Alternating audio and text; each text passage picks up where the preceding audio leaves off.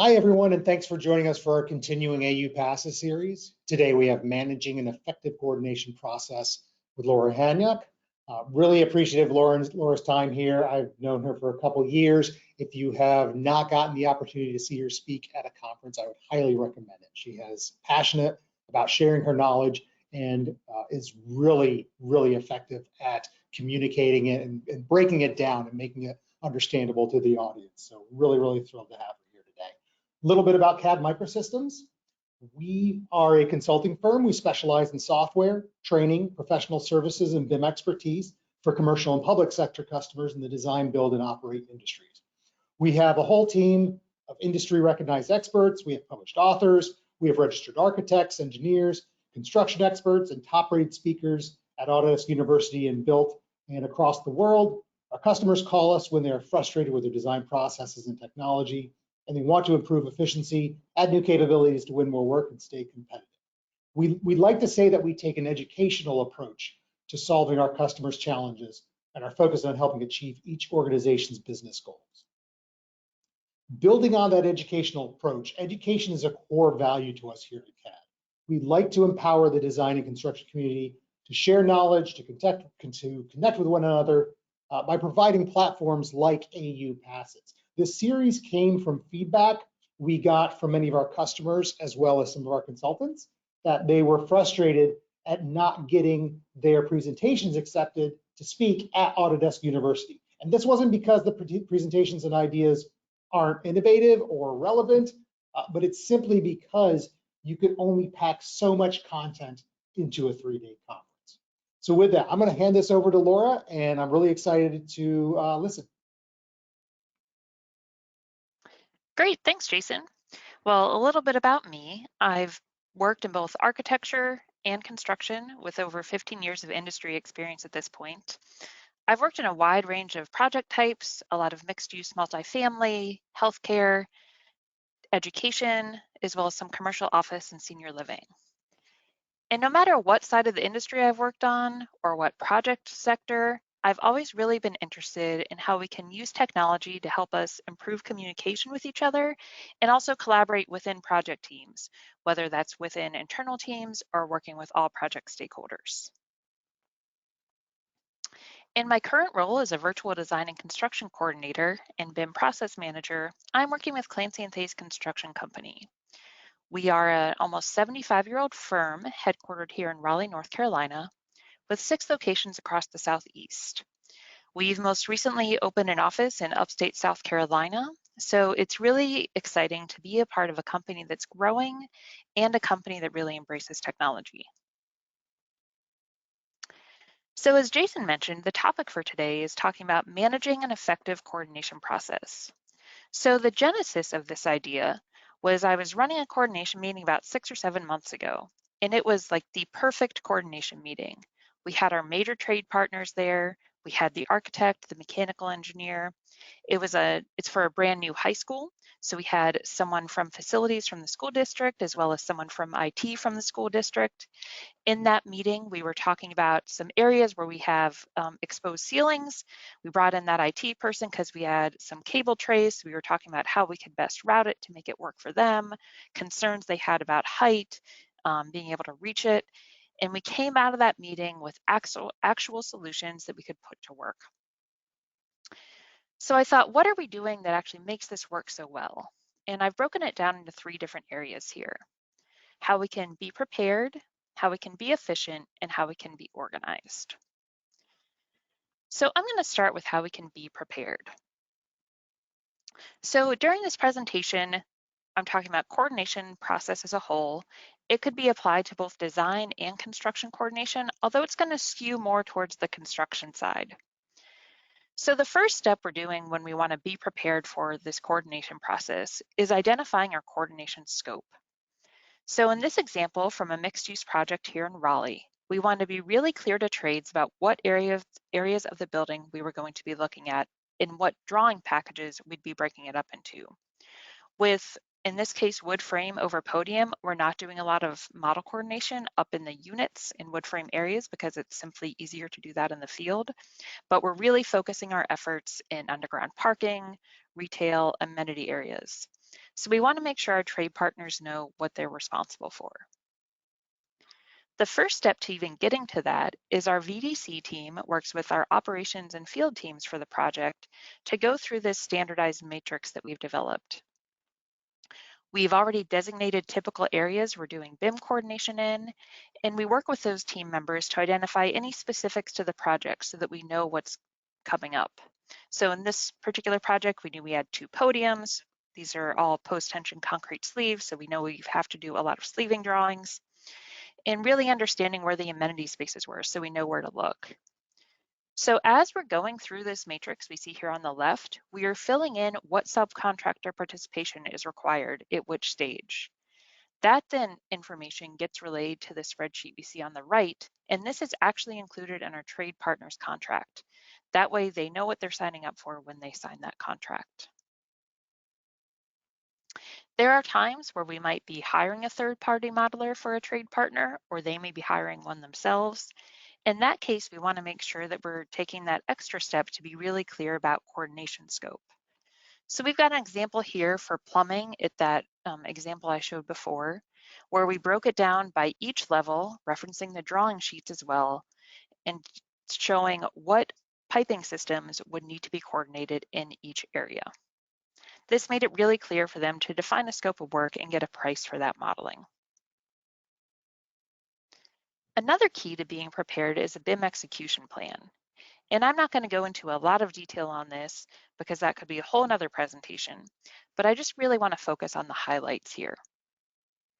So when we're putting together this plan, we want to make sure that we know how we are going to use the model during the project. We see here on the right a list of potential BIM uses that you've probably seen in other BIM execution plan examples. The ones we're going to focus on are we're obviously doing 3D coordination. That's why we are in these meetings. We might be doing some digital fabrication. We might be doing some 3D control and planning. And one not on this list is as-built modeling. So all of those are really important to know from the start because that's going to set a level of expectation with everyone and help us determine what parts of the model we really need to focus on. Also in this plan, 2 other key points is making sure that the origin is being used the same by everyone. This is one of those that goes design or construction. You know, starting a model can be tricky, making sure we're all in the same spot. So we define a grid intersection. We also give an elevation of sea level for different levels so that we know we've got everything in the right position. We've also developed this kind of piece of the pie marker that you see here. So we ask each trade to put this marker at that predefined location. When we combine all the models together in our federated model, we can then see to make sure they're not only everything is vertically aligned, everything is laterally aligned, and also rotationally aligned. So a cool little feature to make sure that we can visually see and make sure we're all modeling in the correct location. In this BIM execution plan, we're also going to define our naming convention. So if we zoom in here, we use the same naming convention on all of our projects. So this helps us to standardize search sets, filters that we're using across different platforms. It also helps us to be able to look at a list of models and really easily identify what discipline that model's come from. We also distinguish between is it from design or construction. Generally speaking, we only request 1 model for the whole building, depending on the scope and size of the project. However, there's always going to be those outliers, most notably the software that a lot of fire protection trades are using is going to be broken up into different levels. So we want to make sure that we're accommodating them in this naming convention so that it stays consistent. And because we're using ACC Build, we also want to ensure that we're using the same name for files throughout the life of a project so that we can take advantage of versioning control, being able to look back at old versions and compare. So once we've got all this data, we've got to pull it all together. So we're going to start with designer models. On some projects, we might be involved early on in pre-construction with utilizing models for quantity takeoff and constructability reviews. In that case, we'll just ask for an updated model. We will take the architectural model and structural design model and link those directly into our federated model.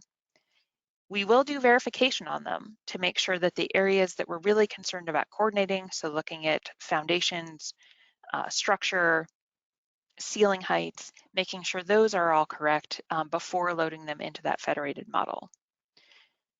Our MEP trades will also use that MEP design model to start their model. So they will be using it, but then going in and actually replacing the components with the actual components they're going to install, as well as adding insulation, adding proper slopes, adding any installation or maintenance clearances. So then those MEP trade models are what we're loading into that federated model. We'll then take models from other trades, most commonly steel fabrication or concrete, and then any other supplemental models. A good example of that was a middle school project where the theater rigging contractor actually had a Revit model of their rigging. We were able to load that into that federated model and coordinate with some ductwork. So really useful stuff. Because we are getting information from so many different places and sources and storing it in different platforms, we want to make sure that as part of being prepared, we're also documenting this process.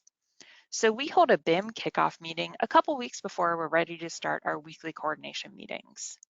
So in this meeting, we're going to really zone in on our typical workflows. And this will change depending on as technology changes, obviously. Here I have listed glue. We're now moving towards model coordination as a way to merge models together. But the key here is we want trades to know where they need to upload models, how we're going to pull them together, how we're going to track issues, and then where can they find all the other project information that they need. Working drawings, any CAD files they might need to get started, native model files from other trades so that they can load them in and coordinate natively. We also want to make sure at the start here that we're making sure everyone has the access that they need. So making sure that they've got proper permissions and roles set in ACC build, as well as any other platforms that we're going to be using. In this kickoff meeting, we also outline a typical coordination meeting, which I'm going to talk a bit about next, to really define the process that we are going to use. Awesome. So real quick, Laura, I love seeing the examples. I love, it's clear this is a real world thing. This isn't just some sort of theoretical pie in the sky. I'm curious as you're rolling this out, as you're working on it, as this is evolving, what kind of pushback or obstacles are you getting from the stakeholders on trying to implement and work in this process? Yeah, that's a great question. So I think the biggest thing is getting the right kind of engagement that we need. So in part of our preparation, one document I left out of here is like a form that trades fill out before we even do the kickoff so that they can list who their modeler is, but then who is the project manager, who is their field person. And we ask that those people be part of that meeting process as well. They might not make it to everyone, but I think getting that engagement has been tricky because we all know that project managers and superintendents are busy doing lots of other things. However, having that engagement in the meeting really makes a difference. And I think that's been one of the obstacles that we've been working to overcome. It's also making sure that our trade partners know that they are getting value out of this. It's a team effort. The goal is to be able to solve these issues in the model so that it is easier for their crews to install the work in the field. So we do a lot of kind of almost education work to help them understand what we're doing, invite them to meetings, making sure everyone's being kept in the loop so that we can kind of overcome that and get the full engagement that we're really asking for. Awesome, thank you. Yeah. So next I'm going to move on here to how we can really be efficient. And some of the things I'm going to talk about in here are things that you've heard about lots of different kinds of meetings, but I think it really holds true and it's always a good reminder. And the first one is having a good meeting agenda that is sent out prior to the meeting. So we've got a standard outline that we use in all of our coordination meetings, where the first thing we're going to do is we're actually going to start with a field and schedule update. We think it's really key to make sure that we have that information so that we know what milestones we're working towards. So before I mentioned some post-tension concrete slabs we're working on in a lot of mixed-use projects, we want to make sure when those concrete pours are happening that we know that date so that we have sleeving drawings complete, but also complete with enough time for the structural engineer to review them, for us to get them back, respond to any comments, get them resubmitted and approved before we actually pour concrete.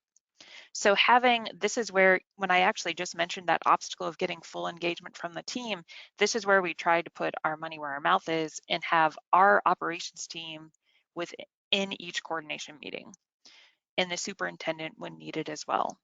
Really helps to bring the whole project together and show this is a really collaborative approach. The next thing we'll do is go through any RFIs that are going to impact coordination. So we don't go through that whole long list, just the ones that are impacting what we're doing. That way we ensure that everyone is getting the information that they need. Same goes for IRNs, which is how we label drawing changes, making sure everyone's aware of any drawing updates that have been made. That's probably one of the best features, I think, of Build is in Sheets, where you can actually compare different drawing versions and filter. That could also be a whole separate presentation, and filter to look at what's been most recently updated. We'll then take all that and go through our deliverable status. So the output of these coordination meetings is drawings, coordination drawings for underground, overhead, maybe roof, sleeving, some other miscellaneous items in there too. So we want to make sure that everyone is on the right page and we're working towards the right goal. We'll then take some time to review coordination items. That's the bulk of the meeting. And in these meeting minutes themselves, I'm not focusing too big, like with line items for each one. I'm going to capture that in my issue tracking process that I'm going to talk about a little bit later. You see, I also have noted on here design team review. So we do invite designers and owners to be a part of this process. We find that we can get input on the fly and make some decisions in the meetings. It may need to be formalized as an RFI, but we can do that. And then in the meeting, we'll just define what areas we're going to be looking at next. And then I always like to stick at the bottom a reminder of where all of our files are being located and how they can be accessed. So as you can see here, we are using the meetings module in ACC Build to actually write up our meeting minutes and agendas. I've grown to really like this tool, and I'm going to hit on a few of the key parts of it that I'm using in my everyday work.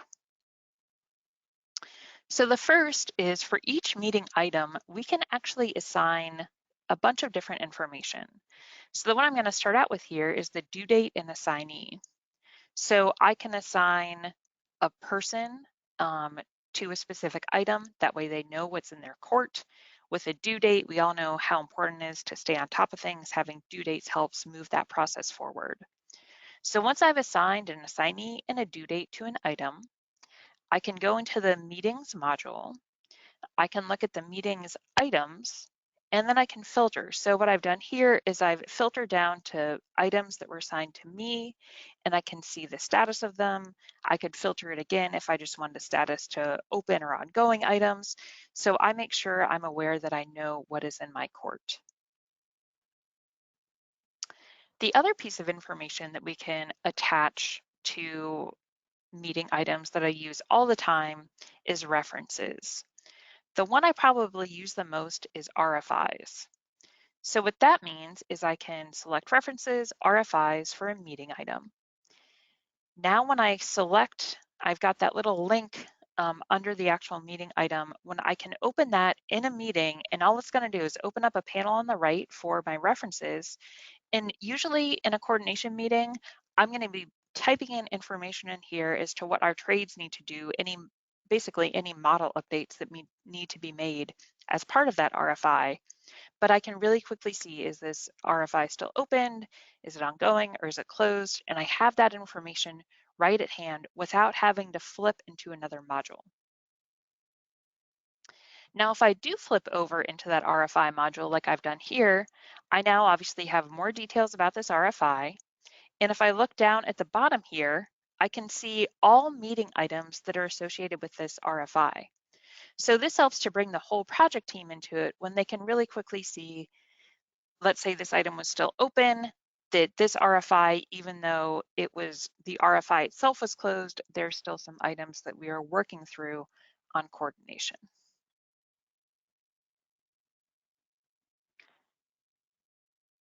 To actually get the meeting started, I go through this checklist. Now I've done it enough that I'm not checking off every box each time now, but it's just good reminders for me to know what to do to actually get the meeting started. First, I've got general prep. I want to make sure that all trades have updated their models. We request trades to upload models 2 business days prior to our meeting. That gives them a day in between to coordinate models with each other and then get another model updated. I also want to make sure that our VDC team has done all the work that we've been required to over the week. Have we done maybe some supplemental modeling or model verification? Um, do we have all of the coordination drawings that we've requested from our team? Do we actually have to get those drawings compiled? Are we ready to go? We'll obviously prepare that agenda that I just talked about too. We'll then do some model prep. Go in, export it to the platforms that we need. We might be doing visual inspection. We might be doing clash detection, making sure we've got that all ready to go prior to the meeting. And then when it gets actual meeting time, I want to make sure that I have all this information open. So I will have the meetings module from Build open, because in the meeting, I'm actually going to be typing into that in front of everyone as we go. I want to make sure I have my model open, my issue tracking open. Let's say I've got an email from a subcontractor over the course of the week with an item that hasn't been flagged as an issue yet, but something that we want to talk about. I'll have that email open, so I'm not trying to search through email while I'm on a call, and have that ready to go. So basically having everything open at my fingertips that I might need. I'll open up some drawing sheets if I might think I might need to reference an actual drawing. So I noted that we require subs to upload models 2 days before.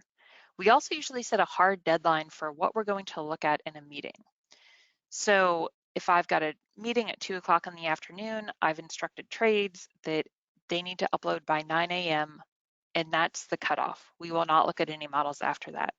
That avoids the problem that we see here. It takes a lot of time to process, whether we're using model management, other platforms to export models out. And we've had issues in the past where, let's say during an export, something goes wrong with the transform and all of a sudden we're in the middle of the meeting and plumbing model is floating out in space. We've also seen situations where someone didn't upload the entire scope of the model, so we're missing half a model, then they've got to figure out where the mishap happened and get that up right. So that's why we want to make sure that hours before the meeting, we've got those uploads and we can see them. Now there is some leeway here. Let's say we've asked someone to do a lot of work over the past week and we know they're going to be working to the end, or we've asked for a last minute request. So it's not always a super hard and fast rule, black and white, but it is something to keep in mind if you do encounter issues like we had in the past with trades consistently uploading models 15 minutes before the meeting. This was the way we chose to eliminate that. So as I mentioned, in the meeting itself, I'm going to have my meetings open, I'm going to have my issue tracker open, and I'm going to be typing in everything we talk about in front of everyone. This really helps because people can see, maybe where my brain is at that time, or if I misspeak what I'm typing. Let's say we talked about changing a duck size to 12 by 20, and I write 12 by 24, they can make that correction, and we get that without anyone having to actually look at those minutes. We do run all of our meetings virtually now. Pre-COVID, we did a lot of hybrid meetings, a lot of times in job trailers. I actually think having everyone on a virtual platform kind of levels that playing field. I think you miss a lot with that hybrid approach. So we find that we get a lot more engagement now too with this process. We also like to make sure that everyone's busy right now. Everyone's in meetings all the time. We want to make sure that we're respectful of everyone's time. I try to keep my coordination meetings to an hour, maybe an hour and a half max. We find that after that time, we start to kind of lose some efficiency. So making sure that we stick to that agenda that we've put together helps to make this all go really smoothly.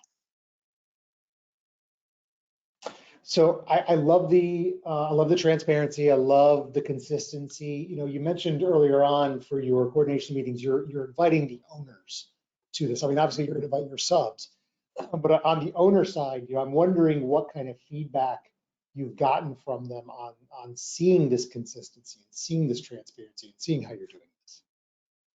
Yeah, we've got two good examples. The one that comes to mind is working for our local school system, where we had facilities on most of the coordination calls. We had a mechanical mezzanine that was pretty complicated, not a lot of room. So we were able to, in our coordination meetings, work through it with facilities right there so they could give us some direction on what they wanted to see. So when it got to the end, we had it all wrapped up and we did a model walkthrough. They had no comments. Like they'd already been able to address those comments within that coordination meeting, which I think says a lot.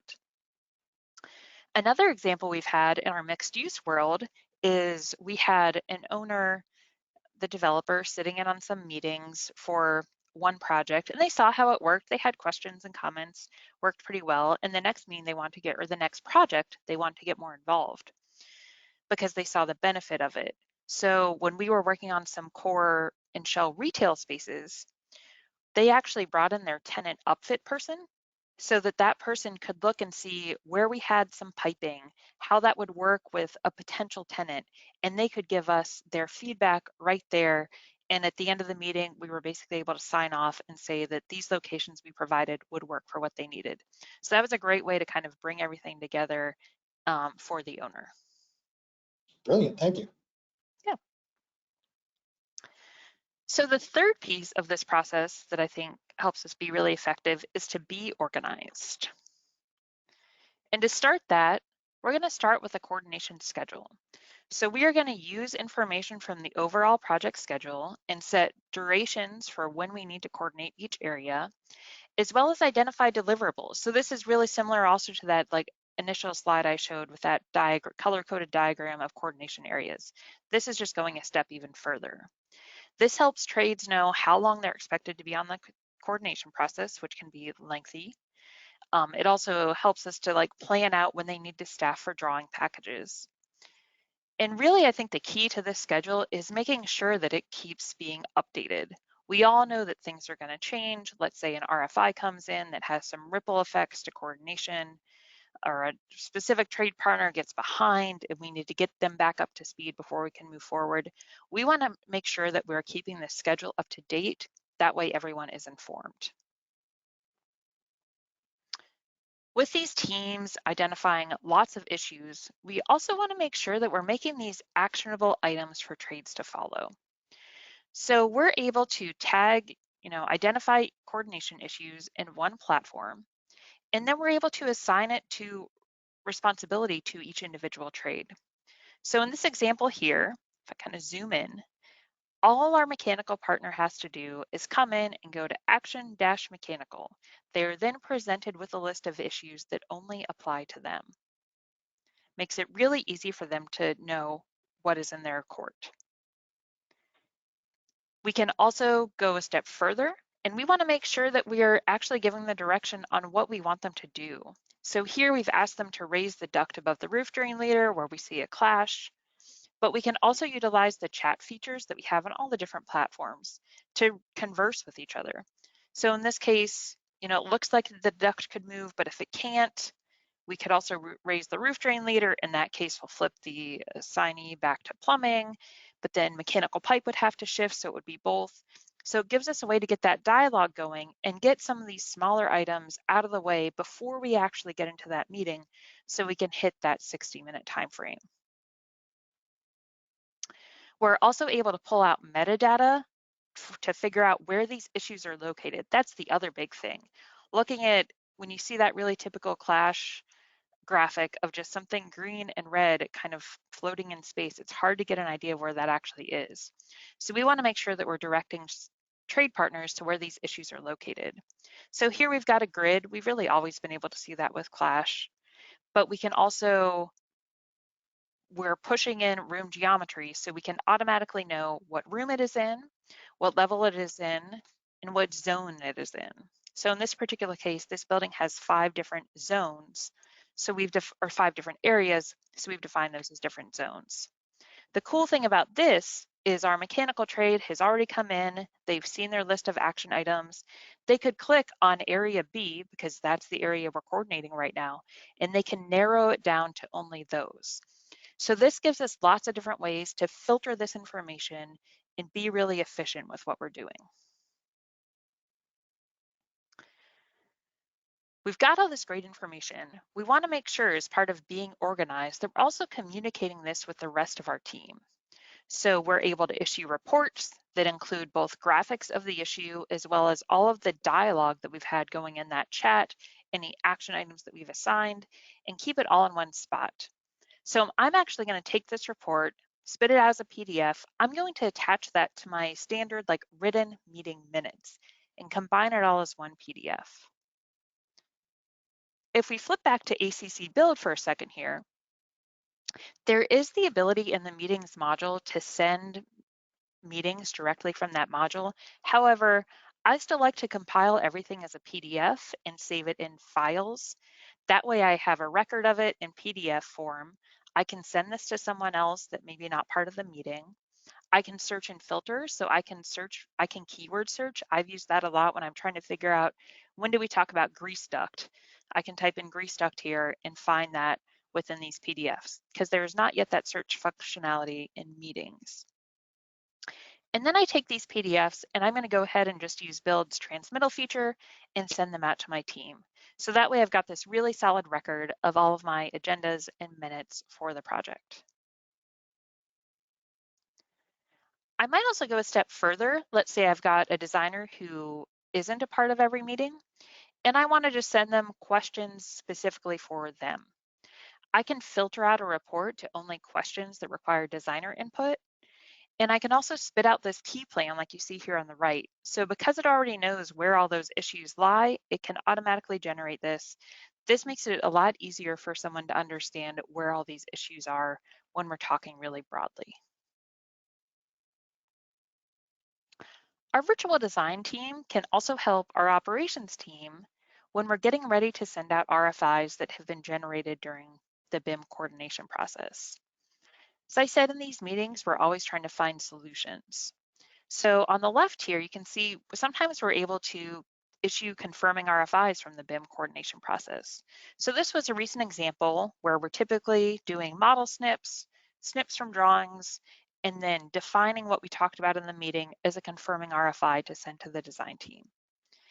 On the right, we had another situation that we couldn't resolve fully in the meeting. The designer had to look at it in more detail. So we're able to give them these model snapshots and some dimensions that really clearly show what's going on. We find that, the first step is having the designer in the meeting, because then they're flying through the model with us, can see it really clearly, and then taking that extra step to make sure we are capturing all this information and communicating it with the team. We always need to remember, as we are going through this coordination process, that it is still humans that are installing this work in the field. Obviously, there's technology out there doing some of it, but it still is a long process. So we want to make sure that we're getting value out of coordination. That's why we identify, like I talked about at the beginning, what scopes we're going to look at, where we get the value out of modeling versus coordinating in the field. So we want to make sure that we're really tied in with our field teams to make sure we're getting the most value in being effective in this coordination process. So to wrap up how we can really do this, the 3 topics that I talked about today: how we can be prepared, making sure we know what we're going to coordinate, starting off with good data, a good plan. We want to be efficient when we're actually running this process, using the meetings tools that we have available on Build, making sure we're moderating meetings in that role. And then finally, to stay organized, making sure we have actionable issues for all of our parties involved, and communicating this with the rest of the team. This was so great, Laura. Thank you so much. It's almost like it was I don't know, recipe is not big enough. It's like it was a cooking show about showing the recipe and then showing the highlights and showing the benefits of all this, and so well put together. I jotted down a couple notes as you were talking. I know you started off in design and you moved over to construction. And depending who you talk to, that's either genius or blasphemy. But I'm wondering, as you've gone between those two roles, if you could kind of compare what you've seen as coordinating in design and coordinating construction. Mhm. I actually think one of the ways that working in design first has really helped me in this role, and you'll see a lot of architects in this role across the industry, is being big picture about it. You can get really kind of laser focused on clash, but having that big picture approach from architecture, I think carries really well over to this process. Okay. You know, I working here for like a year, I realized there were a lot of things I would have done differently working back in architecture. And I think as our tools develop now, our tools are kind of merging, right? Autodesk's model coordination is kind of gearing us to be all working in one place, trying to streamline part of that process. I think that's where we can maybe kind of come together a little bit more. Also having contractors or construction managers involved early on in the process, working with designers, I think that can help us kind of bridge some of those gaps too. That's awesome. So you mentioned, model coordination. Are there any other big technology changes you've seen over the last couple of years? I was recently talking with someone just about, we all take for granted all the cloud technology we have now, and it's pretty recent.